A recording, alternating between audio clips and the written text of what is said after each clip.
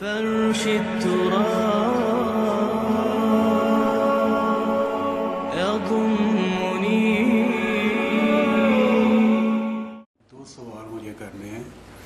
پہلا یہ کہ جو لوگ دنیا سے چلے جاتے ہیں ہمارے بزرگ، ان کو ثواب پہنچانے کے لیے اگر ہم کسی کو بلاتے ہیں، بچوں کو یا کسی حافظ قرآن کو کہ قرآن پڑھیں، تو کیا وہ ثواب انہیں ملتا ہے؟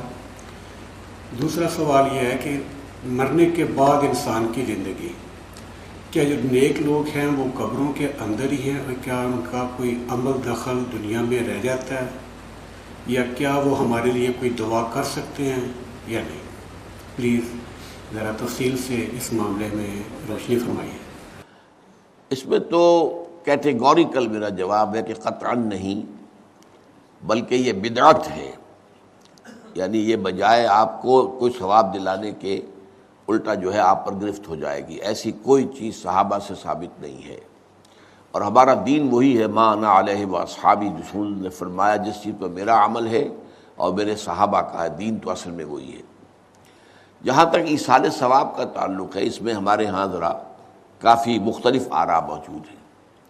مجھے اس رائے سے اتفاق ہے کہ مالی اگر کوئی عبادت ہے، اس کا ثواب آپ اپنے کسی فوت شدہ بزرگ کو منتقل کر سکتے ہیں. مطلب آپ نے کسی بیوہ کی کوئی مدد کی ہے، کسی یتیم کی کوئی مدد کی ہے، کسی دینی کام میں پیسہ لگایا ہے، کوئی صدقہ جاریہ شروع کیا ہے خدمت خلق کے لیے وغیرہ وغیرہ، تو اس کی تو جو ہے اس کے ثواب کو منتقل کیا جا سکتا ہے کہ اللہ اس کا ثواب میرے والد یا میری والدہ کے روح کو پہنچا دے. جسمانی نہیں. آپ نماز پڑھ کے کہیں اس کا ثواب، یا روزہ رکھ کر کہیں کہ اس کا ثواب، یا یہ کہ آپ قرآن پڑھ کر کہیں، یہ آپ ہی کو ثواب ہوگا. آپ خود پڑھیں گے آپ کو ثواب ہوگا. البتہ ایسے تمام افعال کے بعد جب آپ اللہ سے دعا کریں گے، یہ نہیں کہیں گے کہ میرے اس فعل کا ثواب منتقل کر دے، اے اللہ میرے والدین کی مغفرت فرما. تو یہ کوئی نیک کام کرنے کے بعد جو ہے اس دعا کی تاثیر جو ہے وہ بڑھ جاتی ہے. بس اس پہلو میں انڈائریکٹلی اس کا ایک تعلق بن جائے گا، ورنہ یہ کہ وہ اس طریقے سے بچوں کو بلانا اور پڑھانا اور یہ جو ہے سوئم میں کرنا اور قرآن خوانی کی محفلیں، یہ سب بدعات ہیں، اور یہ در حقیقت دین میں اضافے ہیں، اور ان کی کوئی حقیقت نہیں ہے. دیکھیے، انسانی زندگی کے یہ 3 دور ہیں.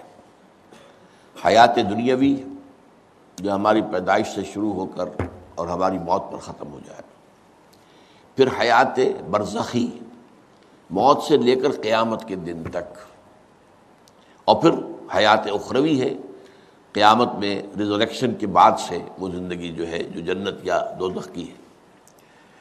اس میں ان دونوں زندگیوں کے بارے میں تفصیل سے کوئی بات کرنا بالکل غلط ہے، اور اس سے فتنے پیدا ہوتے ہیں.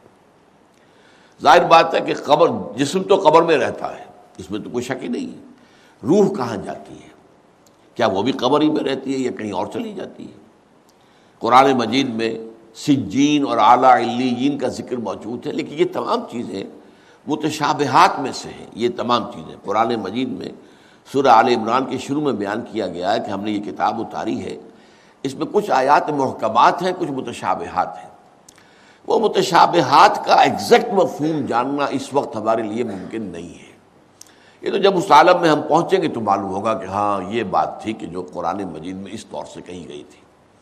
لیکن یہ کہ اس وقت جو ہے جتنا کچھ ہمیں حدیث صحیح میں مل جائے یا قرآن میں مل جائے، اس عالم برزخ میں بھی یہ تو ہوتا ہے کہ جو نیک لوگ ہیں انہیں کچھ نہ کچھ جو ہے اثرات اچھے ان پر پڑتے رہتے ہیں، ان کی ارواح پر کہہ لیجئے، اور کچھ جو برے ہیں ان کے اوپر جو آخری انجام ہونا ہے اس کی کچھ ریفلیکشن ہوتی رہتی ہے، جس کو حدیث میں کہا گیا ہے کہ ہر قبر جو ہے وہ یا تو جنت کے باغیچوں میں سے ایک باغیچہ ہے یا دوزخ کے گڑھوں میں سے ایک گڑھا ہے. یا کہیں کہہ دیا جاتا ہے کہ کھڑکی کھول دی جاتی ہے اس میں، یا جنت کی طرف سے ٹھنڈی ہوائیں آئیں، خوشبوئیں آئیں، اور یا دوزخ کی طرف سے کہ آگ کی لپٹ آئے.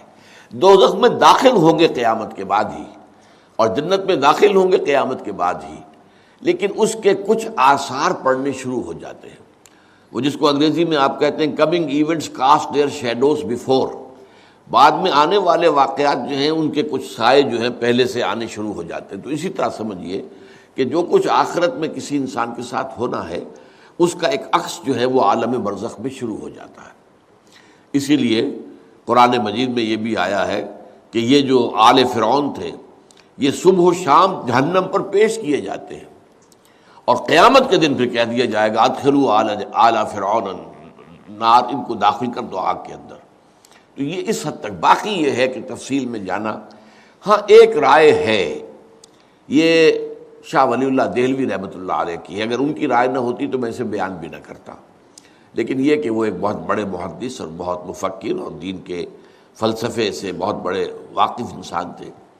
انہوں نے کہا کہ جو اولیاء اللہ ہوتے ہیں، اللہ کے نیک بندے، اللہ کے بندے، ان کے انتقال کے بعد ان کی روحوں کو بھی اللہ فرشتوں کے طبقہ اسفل میں شامل کر دیتا ہے۔ یہ فرشتے ہیں نا، اس وقت بھی موجود ہیں۔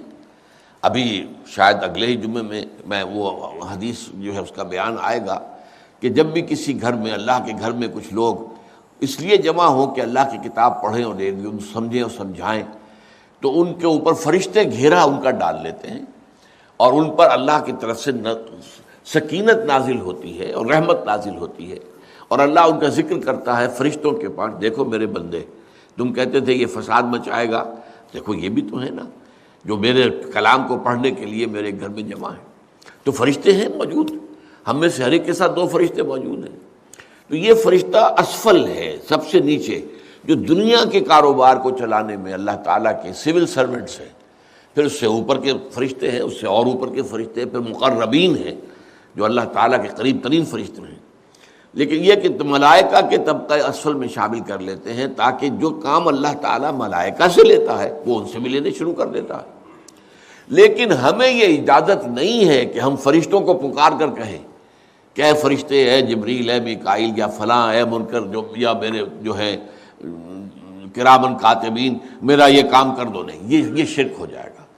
اسی طرح ہو سکتا ہے کہ انبیاء کی ارواح جو ہے وہ بھی اللہ تعالیٰ نے شامل کی ہوئی اس لشکر کے اندر، وہ کام کر رہے ہوں اور وہ اللہ تعالیٰ کے حکم سے مختلف معاملات جو ایگزیکیوٹ کرتے ہوں، لیکن ہم کسی کو پکار نہیں سکتے۔